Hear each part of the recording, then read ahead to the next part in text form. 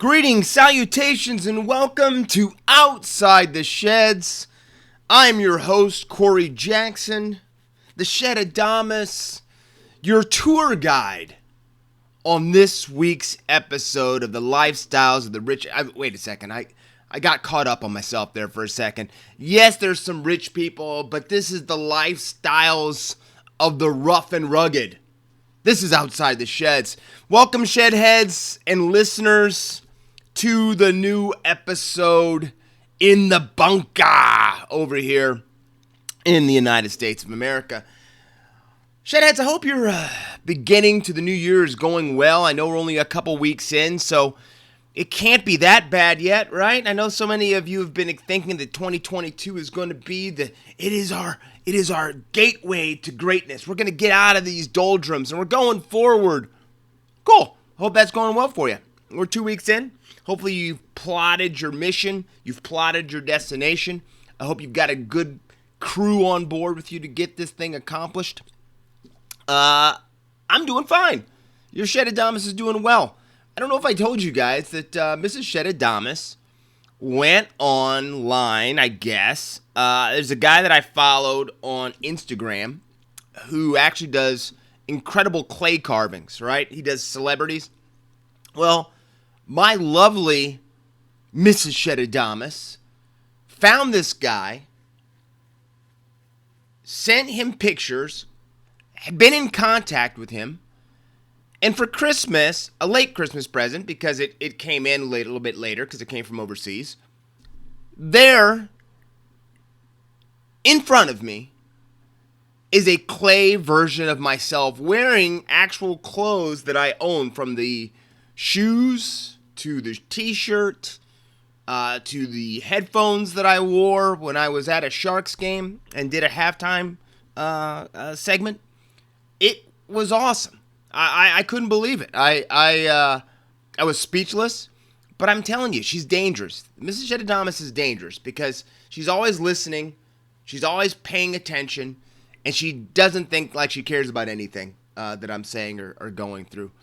Allegedly, there's a vicious rumor that she listens to this podcast and that she's a shedhead, but she would never admit that to me. So I just wanted to let you know she's a rock star. She beyond blew me away with a little caricature of myself. I guess he's not little. I think the guy's like maybe 6, 7, 8 inches tall. I don't know. It's pretty cool. It's in a little case. It's pretty awesome. My friends think it's awesome. They have no idea what I'm talking about still on Outside the Sheds. But I do have some loyal Shedheads that do follow, that are close to me, but are totally, how should I say, no clue whatsoever what's going on with some of the games we're discussing. But enough of that. Let's go into the 40-20, because I have some good news. I'm excited about good news. I know that we don't have tons to talk about because of being the offseason and we're getting into preseason and teams are getting fired back up and getting into camps and stuff. But I want to start with good news, and the good news is I've always been a fan of Ash Taylor, all right? I think that, he was a prodigy coming out of Brisbane. Somehow he got to Gold Coast, signed that $1 million a year contract, and I think there are some players that get that type of recognition and money that it's too much for them.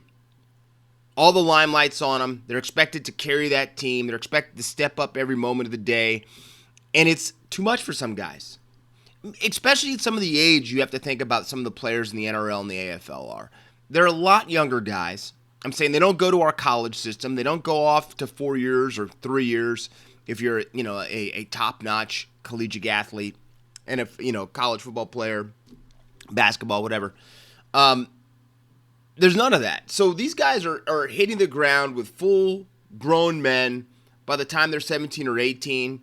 And they're going at it. I'm saying Hollywood Walker performed at a young age. That doesn't happen to a lot of guys. We're going to have to see how Sam Walker continues to excel as he gets, I guess, more things lumped on his shoulders. He has more tasks. But I know he's in a good place because Trent Robinson will not give him more than he can handle. Last year he showed that by resting him at times when I know a lot of guys would have run Sam Walker into the ground. Now, I know I've kind of gone off my path a little bit here, but the whole reason I brought that up is because Ash Taylor You could just see that the fun of the game had fallen out of his eyes. He just was not enjoying the game. Um, you know, Justin Holbrook came in there, tried to get him going, tried to help motivate him, but again, it just wasn't working. And even though he did have some good games last season, it wasn't enough, and they were going to go in a different direction. Looks like AJ Brimson's going to be in the halves. So what I'm saying is, it looked like it could be really dire this offseason for Ash Taylor. Then it appeared that he got a tryout with the New Zealand Warriors, and so the lifeline was extended to him. Well, the good news that I want to say is that it's official now. The Warriors have seen enough of Ash Taylor to offer him a 1-year contract right now. And I'm so happy for the guy. I know he's put in the work. I know that, even though they're not in New Zealand, they're up at Redcliffe right now with preseason. It's just good news for a young man that I think can really do some great things in the game if he's given the time and he's in the right place. I think Nathan Brown could be the coach to help spur that on for him, and I hope it is. But a 1-year deal for him. But now what that does with the Warriors is now you've got some real competition in the halves. You've got Cody Nicarima there. You've got Chanel Harris-Tavita there. You got Sean Johnson from the Sharks who's back there. It looks like everything I've heard about Sean, he's doing incredible. He looks good. He's running well. Looks like he's healed up. And now you throw Ash Taylor in the mix. And only 2 of the 4 are going to be on the field. And if you look at the size, I guess you could play Cody Nicarima at dummy half if you wanted to. But besides that, let's say that they do put Nicarima at times in at dummy half. That still means there's going to be an odd man out. They said Chanel Harris-Tavita was going to be the future in the halves. I think he's maybe fallen out with some people down there in New Zealand. Or I guess not in New Zealand, in Australia right now where the Warriors are based. But it's going to be very, very, very interesting. I think, Sean Johnson has shown us that he's not the guy that has dominated with the right step and the incredible speed. And, he is now more of a manager of the game, maybe heading towards the Benji Marshall time in his career. I hope not, because I love to watch Sean Johnson run. He's a dad now. But it's going to be very interesting, the combinations that Nathan Brown is going to get to work with in the halves. Because this is a big year for the Warriors. There's no more excuses. Yes, they haven't been sleeping in their quote-unquote own beds. They're still in Australia right now. It's looking like that might not be the case halfway through this coming season. But it's going to be very, very interesting to see these half combinations because they've got to fire. They've got to hit it. They've got to start running right out of the box. Right out of the blocks. They've got to be going. The Warriors have to be attacking. They've got to be moving. They've got all the pieces back. So it's going to be interesting to see, but I think without going too far down the rabbit hole, I'm just excited to see Ash Taylor getting that lifeline and hopefully going to make something to do with it because I do think he's a talented player. Now, when the 2022 season starts, we've got some major changes up at North Queensland. The Cowboys, who have their $1 million a year player in Valentine Holmes, I guess you could call him the $1 million Jet. Okay, maybe not. We don't need to make Val think about the green anymore of the New York Jets. But Valentine Holmes, it is reported, he's even coming out and saying it, Valentine Holmes is not going to be starting this season at fullback. He's going to give it to the Cheetah. Fido is going to start in the 1 jersey, but Valentine Holmes is going to be playing at left center to start the season. And I think you've heard a lot of people go back and forth with this. Some people say that a guy with the talent of Valentine Holmes needs the ball in his hands as much as possible, and that's why they want to see him at the fullback position. But have you seen him really on the strike during State of Origin? It's always when he's been playing at the centers or at the wing. Usually at the wing. But it's going to be interesting to see him in the center's position. This is going to be something a little bit different because he's going to have to set things up. He's going to have to move things around a little bit. It's going to be interesting to see. And we know that the coaching staff at North Queensland sometimes does things their own way, and that's okay. That's okay as long as the team buys into it. But it's going to be interesting to see. It's going to be interesting to see if this is going to be something that's going to be long term. If Val embraces it, do we see the best Valentine Holmes in the center's position? Val's not the biggest guy. I know when he came back from playing the NFL, he definitely was a lot more bulky than he was, and it took him a little bit to get a lot of that muscle off him to get back into that fine sports car, that guy that's downshifting as he's running down the field. So it's going to be interesting to see if they try to bulk him up a little. I don't know. I think it's very dangerous to do this. I'm saying this is a player you're playing a lot of money to, and it's going to be interesting to see if this position switch allows him to do and work good things. He's going to be working with a good mate of his that's going to be there from the Sharks and the Habs. You know who I'm talking about, Shedheads. Come on, you know who. He's a podcaster, so I'm letting you figure it out. Chad Townsend. Yes, Chad Townsend. Come on. Anyway, Townsend's there. There's going to be some really good, you have some players now that have a little bit of camaraderie, that have a little bit of history together. But that's still a gamble. That's still a gamble that Todd Payton is going to do with North Queensland. And I don't think he's got a problem gambling like that. So it's going to be interesting to see. Again, another one of those stories going into the 2022 season we're going to have to keep our eye on. And does it stay something that by week 4 we already have more influx going on with the Cowboys?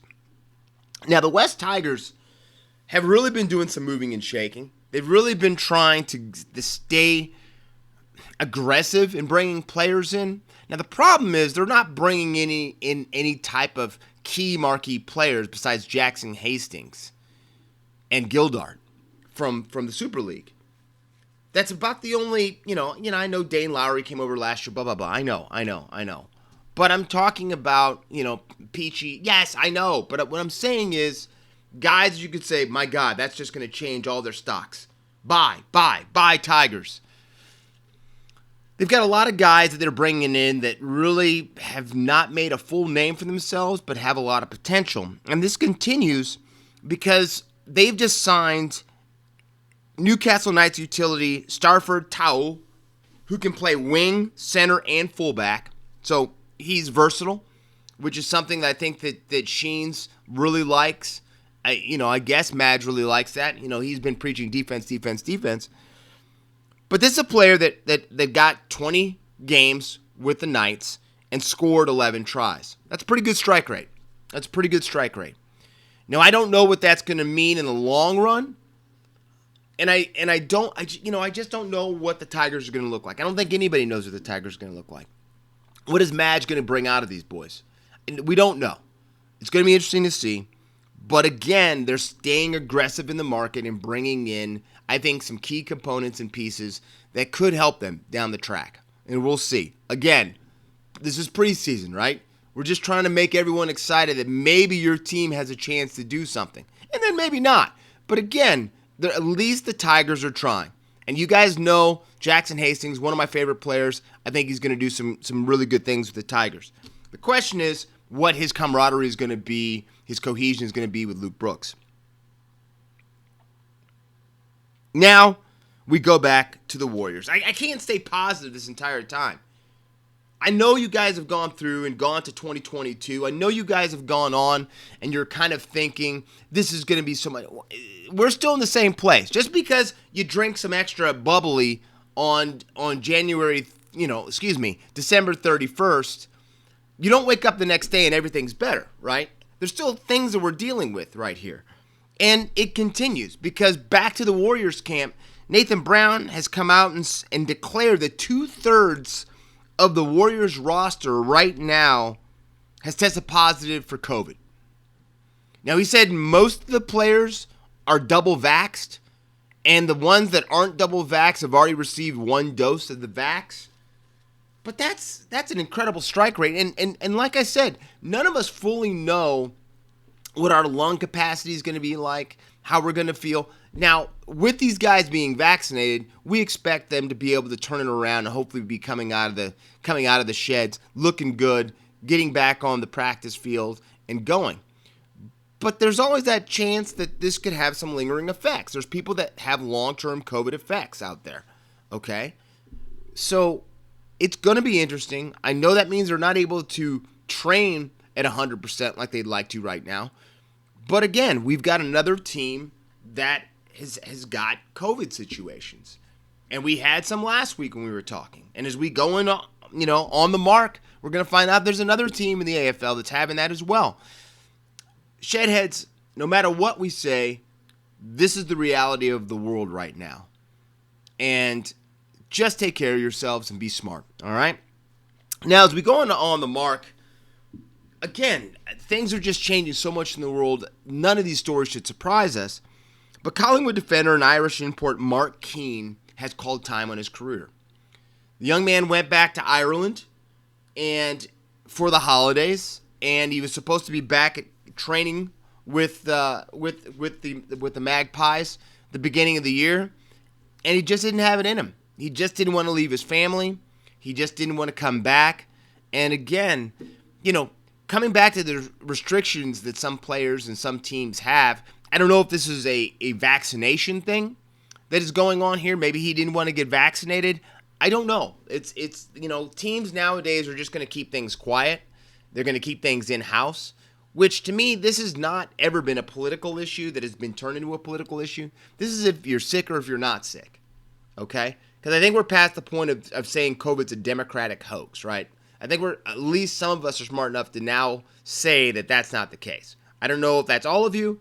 Hey, you're shedheads. I'm expecting that to be all of you. I think most of you are smarter than the average bear boo-boo.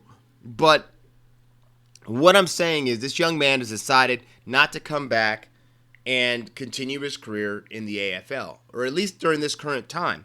And Collingwood has granted him this leave and have moved on without him. Now, Keane played 5 senior games and still had 1 year remaining on his contract. So, he'd almost finished out his contract anyway. And, with only 5 senior games in that period of time, I think one of the reasons you don't see them fighting for this kid to come back is because he wasn't on the pitch for the senior team too much. But again, this is still a guy who's chosen during this crazy time period to not come back to Australia and to stay back home in Ireland. So we wish Mark Keane well, and if he does want to restart his career up in the AFL, that he stays in the shape that maybe he can join a club down the future. Now, rebirths. We talk about one guy ending his career. Now let's talk about a pretty big name in the game of the AFL who's actually coming back into the game.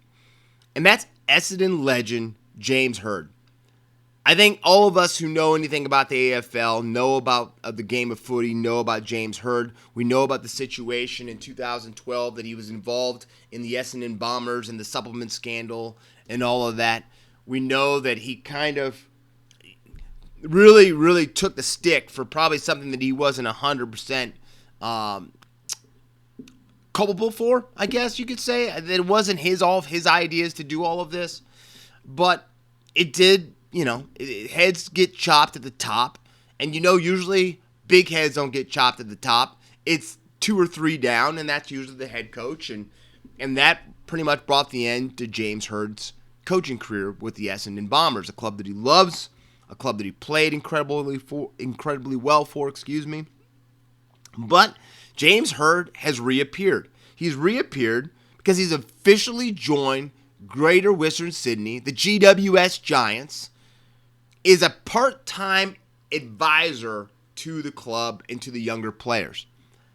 Now, I think none of us like cheating. I don't think any of us would say that we like it when teams try to get over on other teams or try to make things happen behind other teams' back, whatever, right? But that being said, this guy was a talented player, Essendon has not had a lot of, how should I say, success, except for this last season on the field since James Hurd left. So he's going to have a good voice. I know the Giants are looking for any type of voice to get them over the top of the mountain, something they've been battling to do for years and years and years. I'm saying, they've been right there. Besides the Tigers beating them down in the grand final, they've still always been sniffing right around that flag and playing good footy. Let's not downplay that. Playing really, really good footy. So it's, to me, going to be very, very interesting if this advisory role soon starts moving up. And are they just trying to get him into the fold with this club because they might have some bigger things down the line they really like him to immerse himself with or maybe lead? I don't know. But I will tell you this. We all deserve a second chance. Yes, Shedheads, even your Shedadamas has erred and made mistake. You saw my picks this last postseason in the NRL playoffs and in the AFL. We all make mistakes. But that being said, I do feel that James Hurd deserves a place back in the game. I think he can bring something to a club, and I'm happy. I don't know about you. I'm very happy that he's back with GWS, and I hope that he gets to do some things. And this is just the beginning of his Phoenix rebirth back in the AFL. Now, speaking of clubs that are still on the battle, Port Adelaide, the Power right now, it's been reported that a quarter of the franchise, a quarter of the roster, the team, has COVID, and that's impacting their training, which I would expect it to be doing and that be going on. I think, Shedheads, you know how much I love Adelaide. It's one of my favorite cities in the world. I'm just hoping Port Adelaide rebounds and comes back from this because I do think that they're going to be one of those teams. I have 5 teams that are really going to be, and I can't say what they are going to be because I want to see them get through preseason, injury-wise. But they, right now, would definitely be one of my teams that I'm starting to circle as one of my top 5 teams that are going to be battling for the flag when it's all said and done. But hopefully those guys can heal up there in Adelaide and can get back training sooner than later. And in a kind of a sad story, Carlton defender Sam Docherty, I think you guys know about his story, that he's battled testicular cancer not once but twice. But he is stepping away from the leadership group for the Carlton Blues, and he's going to step aside from that co-captaincy role so he can really concentrate on healing up from his second bout of testicular cancer so he can get healthy and recover fully to hopefully go on and have and further his career down the line. I can't even imagine what this young man's been through. You think about getting cancer once, just hearing you've got cancer, and I've told you my story the last couple weeks, or a couple weeks ago, I guess, about my childhood of watching my mother and my father both having cancer. My mom definitely dealing with it almost my entire, I guess, youth until it finally, was her demise to an extent. But that word, the big C, especially when you're talking about athletes that are young, that are incredibly fit, that can run for days, you're not expecting that type of diagnosis to come down then. So I can't even imagine it happening once, let alone twice. So I can understand why he needs to take a mental break, get himself rebooted, continue to heal up and to get stronger. But from a gentleman that had to deal with cancer, Sam, continue your battle. The game hopefully will always be there for you, but let it be there for you when you're in the right state of mind and your body's back to where it needs to be, okay? Continue your fight, my good man, and we're looking forward to seeing you back in a Blues Guernsey sooner than later. Now, outside the bubble, can I do the sound effect? Shedheads, can I do the sound effect? Yep, that sound effect is Novak Djokovic. Yep, and I think I'm not even over there, Shedheads. I know you guys are in country. A lot of you are in Australia right now. And this guy is kind of like that big white head on your face You don't know to pop it or to cover it up with a Band-Aid. Some of you beautiful Aussie women want to put some toner on that thing. I don't know. But it is that acne that you just want to just pop, right? That's kind of what Novak Djokovic is turning into here. Because it's just come down that his visa, I guess it hasn't just come down, it's been a day now. His visa has been canceled for the second time by Australian Immigration Minister Alex Hawke. I think we all knew that was coming. I think we all knew that just because this judge, and I don't know if he maybe got some box seats for his decision or maybe he's being sponsored or pushed a little bit to make things happen by Kia. Did I say that? I'm sorry. I think we know how this can work. Living in America, I know all about corrupt judges. I know all about these guys that allegedly talk about the law who can't even spell law. But the government still runs a country, not just a lawyer.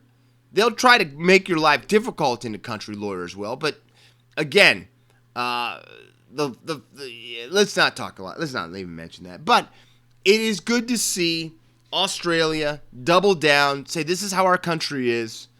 And I think it's really, really fascinating that he is more used this time and canceled this visa, saying that Novak Djokovic is a danger to Australian society and the mentality of the country and the standpoint that he does not want his beliefs to get indoctrinated into more Aussies down there about pushing back against vaccinations. And you know what? I'm not going to shoot horse tranquilizers in my derriere or start popping pills or, listen. I'm married to a medical professional. She puts her life, I don't want to say in danger, but she definitely puts herself out there because she has to go in. Thank God she's not an ER doctor. Thank God she's not on the front lines in that capacity.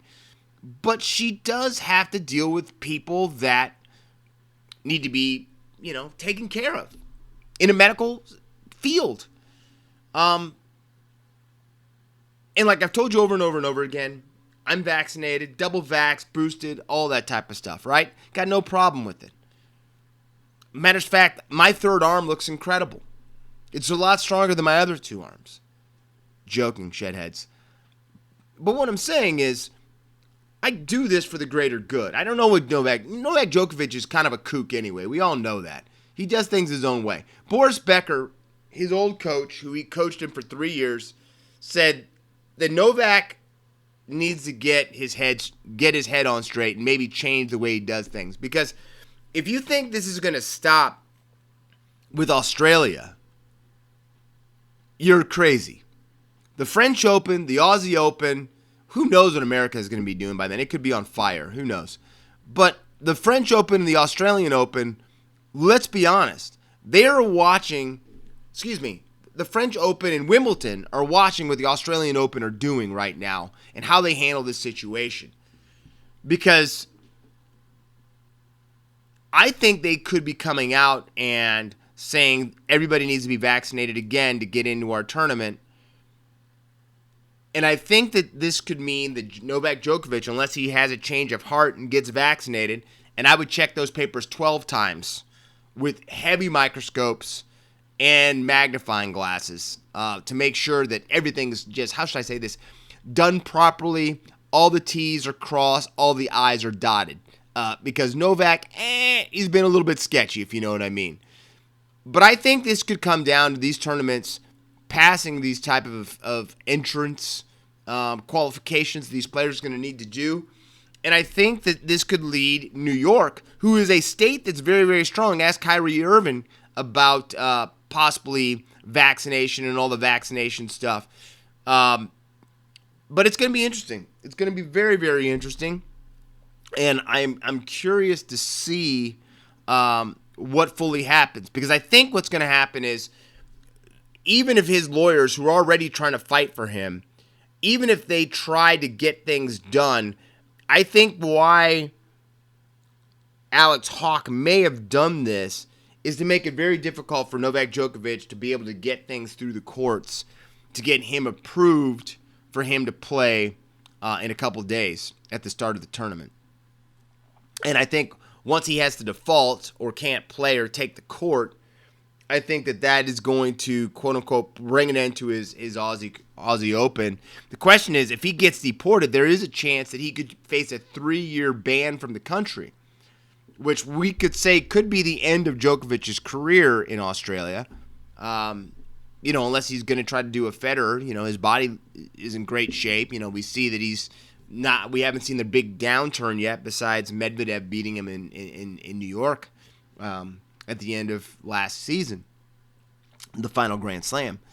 But it's going to be very, very interesting. And I told you guys, Shedheads, I do not think Novak Djokovic will be playing this Australian Open. And I don't think he deserves to play this Australian Open. That is your Shed Adamas speaking, and it's final. We have to agree with that.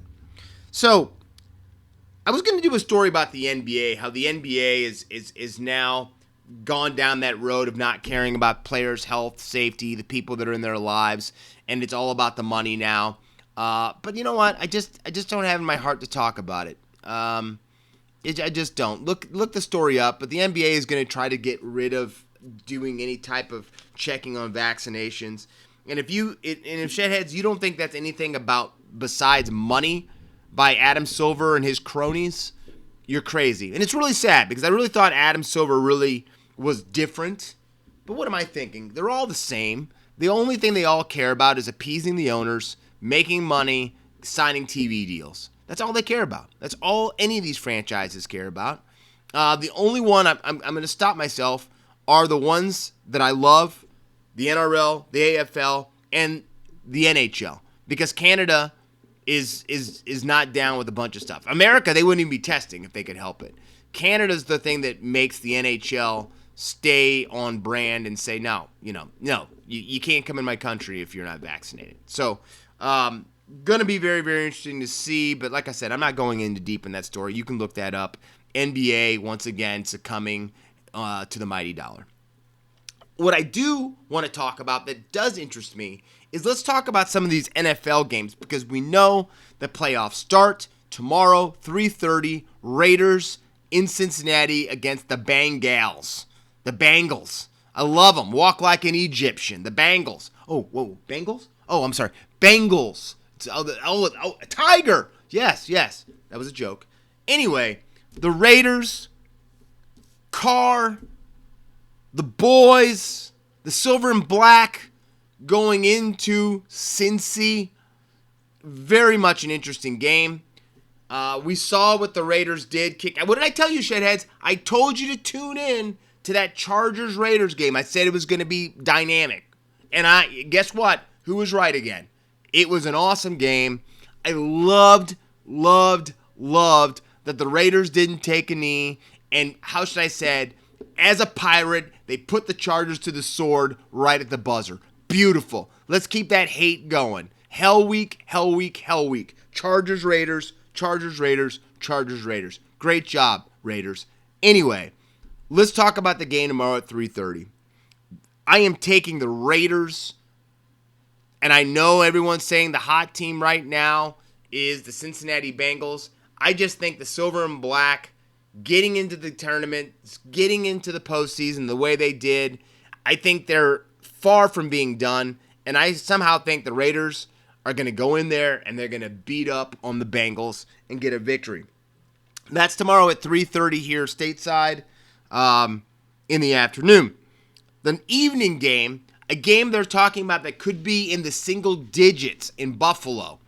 So that means I don't even know how hot the wing sauce is going to be, but it better be damn hot because it could be single digits again. And that's not even counting in wind chill. So Josh Allen and your little toes that you don't like to get cold. I get cold toes.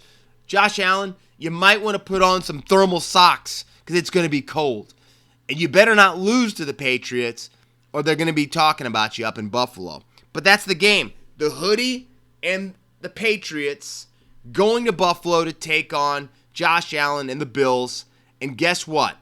Hoodie all day. Even though you do have a quarterback for the Patriots who sweats butter too, You have to understand he's a guy from Alabama. He's a Southern kid to an extent as well, or he spent the last few years in Alabama, so, he still sweats butter. He's been in Alabama that long. But it's going to be very interesting, but it's tough for me to bet against the hoodie, and I'm taking the Patriots in the late game tomorrow.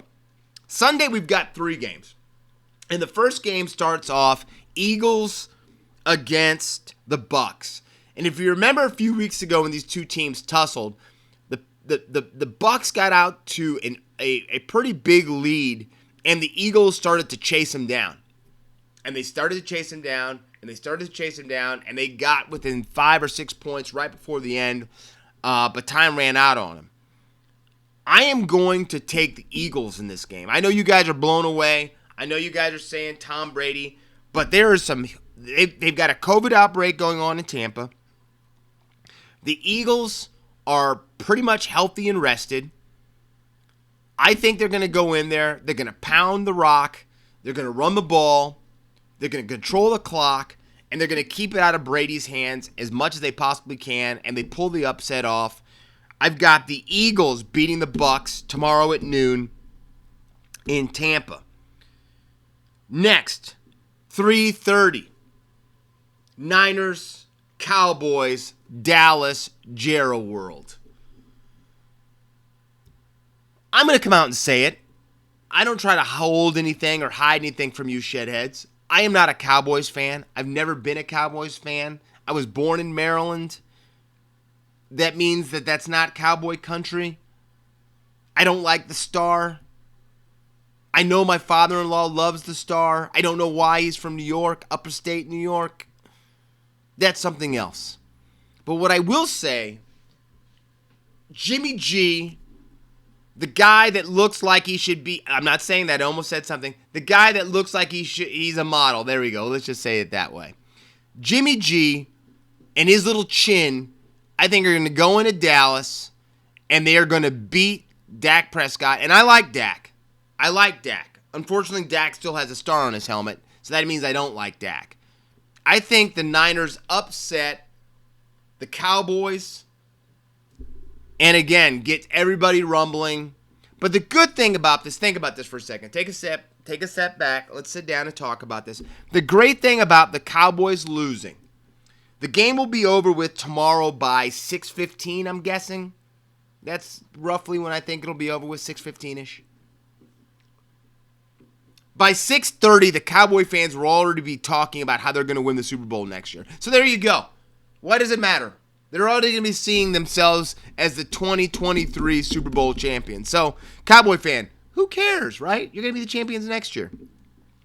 And then to finish out the Sunday games, we've got the Pittsburgh Ben Roethlisberger Steelers versus Patty Mahomes, Kelsey, the Honey Badger, the Kansas City Chiefs.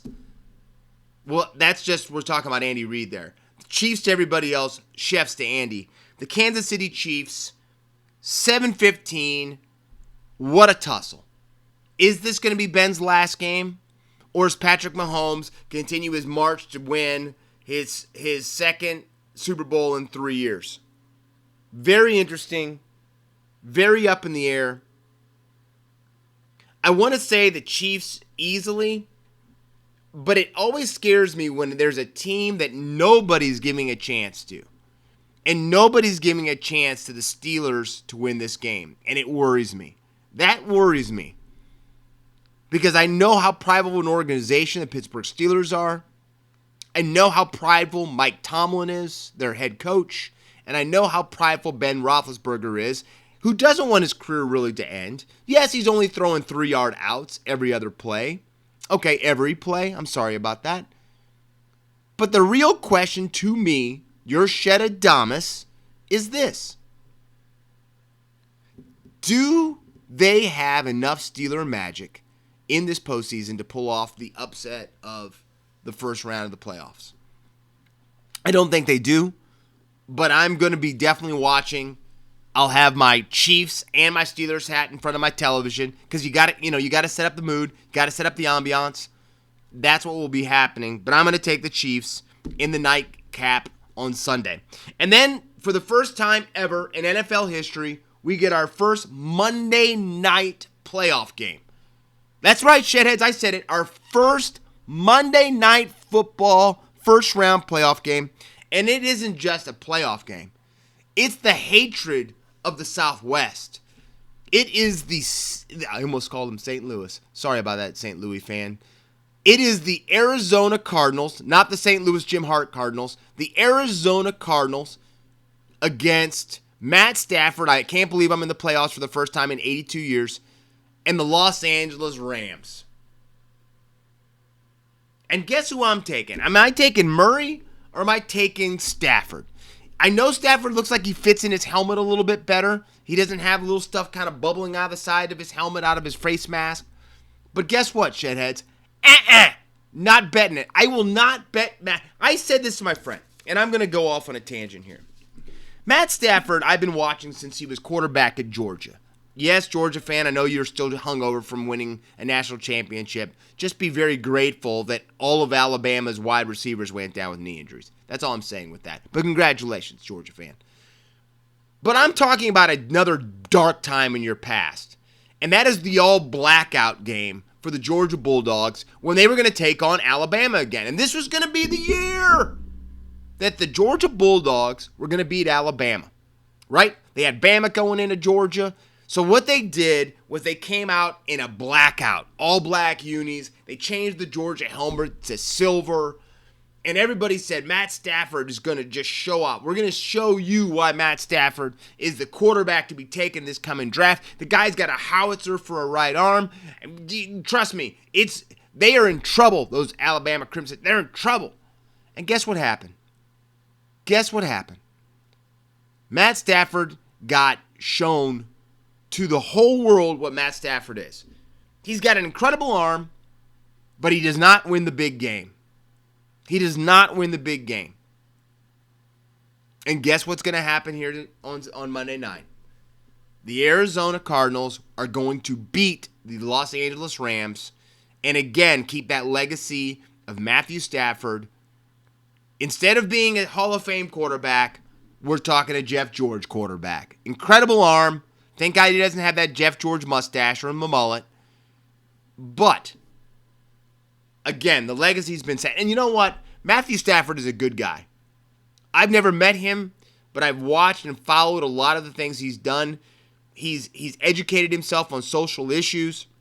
He was a big proponent last summer over here in America when truth started to come out and people got all uncomfortable and, oh my gosh, it's the left wing. Anyway, Matthew Stafford educated himself. Matthew Stafford actually took a knee on the field to show he understands what's going on. He went through a really, really tough time. His wife had brain cancer. I have no ill will against Matthew Stafford. I do think he's a good guy. I cannot crack a bottle of champagne over his head and anoint him as the second coming of the divine one. And I know the Rams want to do that. But Matthew Stafford, again, threw an interception last week against the Niners. That was a costly interception. Cost him the game. So I don't see that happening. I've got Kyler Murray. I've got the Cardinals beating the Rams on Monday night. So let's go over those victors again. I've got the Raiders over the Bengals. I've got the Patriots over the Bills, the Eagles over the Bucks, Niners over the Cowboys, Chiefs over the Steelers, and Cardinals over the Rams. I've taken almost every single underdog except for the Chiefs. I may be crazy doing that. I don't know if that's smart. I'm actually putting in red marker right now my picks for the playoffs beginnings. I'm interested, but I think Shedheads, this is now documented. I can't get out of it. My picks are made. Shedheads, that brings to a close this most recent edition of Outside the Sheds. I hope you guys are enjoying your 2022's beginning. I hope you guys are excited about the playoffs, the next two games. And don't forget, I told you last week, we've got preseason starting in the Super League tomorrow. I don't think that I can get any of those games, but I'll kind of keep you up to breast and inform you of some of the results of some of the play on next week's episode of Outside the Sheds. But until that time, Shedhead, stay out of trouble. Don't get caught.